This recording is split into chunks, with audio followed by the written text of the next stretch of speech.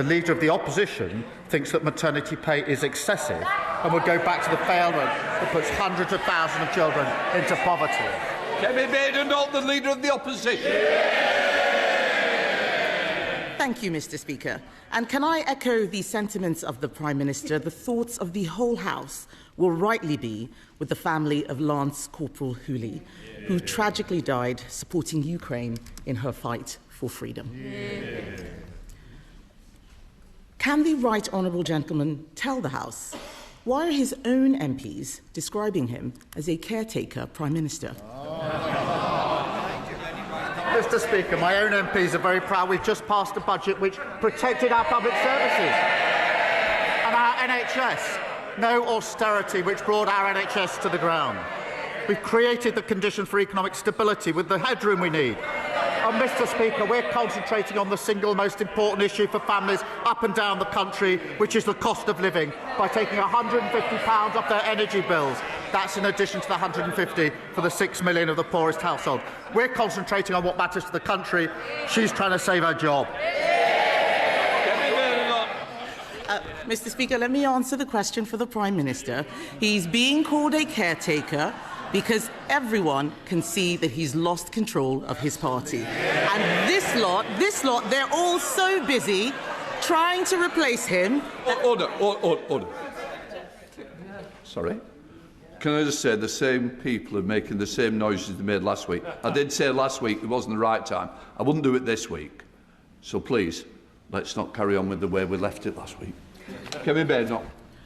Mr. Speaker, they can make as much noise as they like. We all know that this lot are so busy trying to replace him that they've taken their eyes off the ball. Let's start, Mr. Speaker. Wait for it. Let's start with the Energy Secretary, who wants to recycle himself as leader. He said he'd cut families' energy bills by £300. Can the Prime Minister tell the House how much have energy bills fallen by since the election? Well, Mr. Speaker, I'm very pleased to say we're taking £150 off energy bills.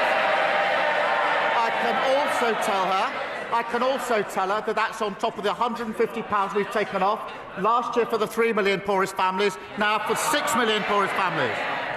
Mr. Speaker, she talks about leaving. The problem for us, last week, Order.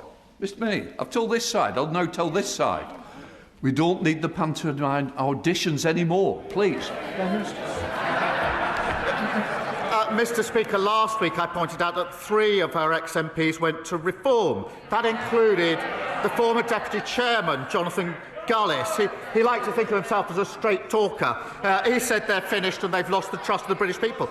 In total, Mr. Speaker, 21 ex-Tory MPs have now left for reform.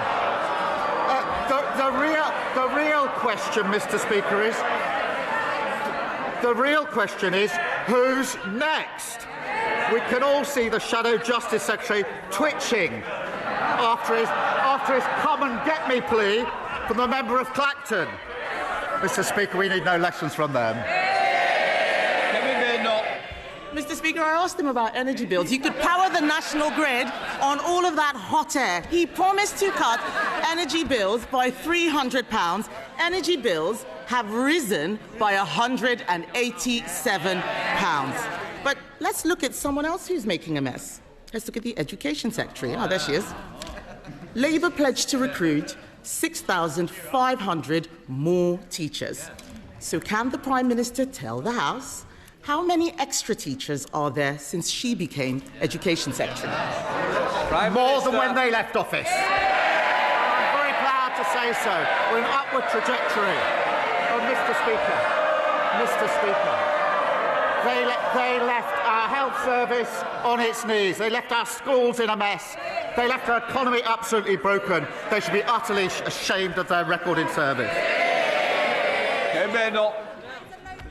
Wrong.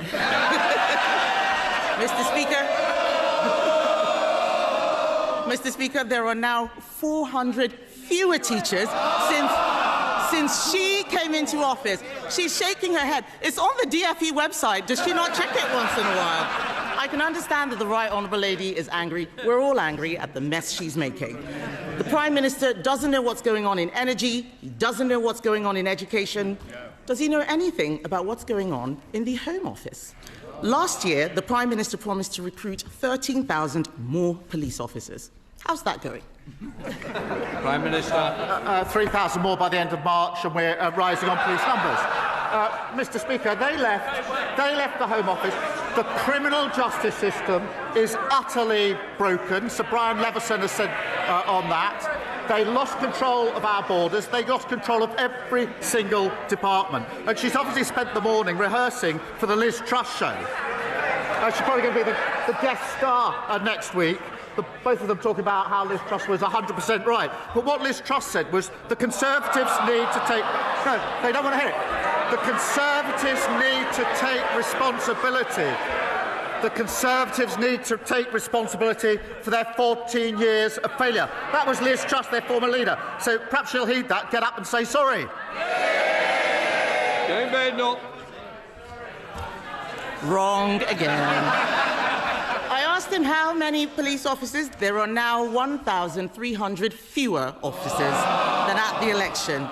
So, Mr. Speaker, I don't know if the Home Secretary wants his job, but I do read that she's having conversations with Tony Blair because he's already given up on the Prime Minister.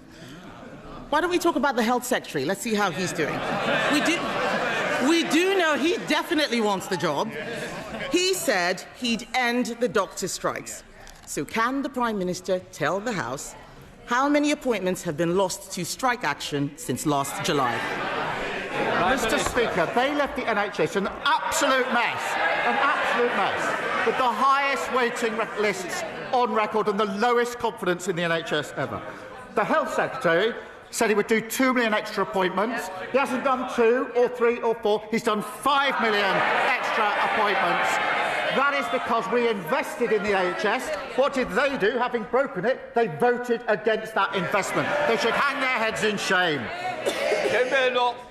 Mr. Speaker, I asked him how many appointments have been lost to strike action. He doesn't know. Let me tell him.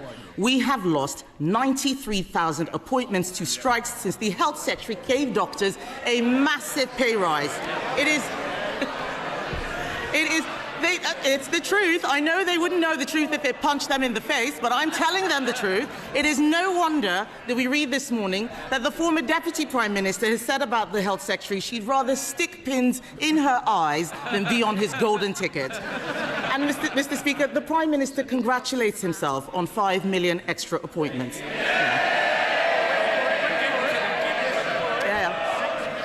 In our last year of office, we delivered 6.5 million extra appointments. Under Labour, Mr. Speaker, everything is getting worse. Jobs, bills, police numbers, teacher numbers, everything is getting worse. The Cabinet should be doing their own jobs. What are they doing? They're trying to compete for the caretaker's job. The only person who doesn't want the Prime Minister's job is the Chancellor. She's just trying to cling on to her own. Isn't it time, Mr. Speaker, that the Prime Minister admits that Labour isn't working?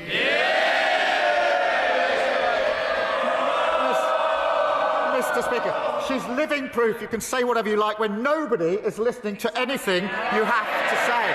There's absolutely no substance. She's no credibility on the economy. She still believes that Liz Truss was 100% right. She wants to go back to austerity with £47 billion of cuts. She thinks the minimum wage should be frozen too high. She's got no credibility on foreign policy. She complains about trade deals she tried to get and we got. She says that we should stay at home and not attend NATO or the G7. On issue after issue, she's clinging on to reform. That's not leadership, it's weakness. No wonder so many are leaving her party. They know there's absolutely no reason to stay.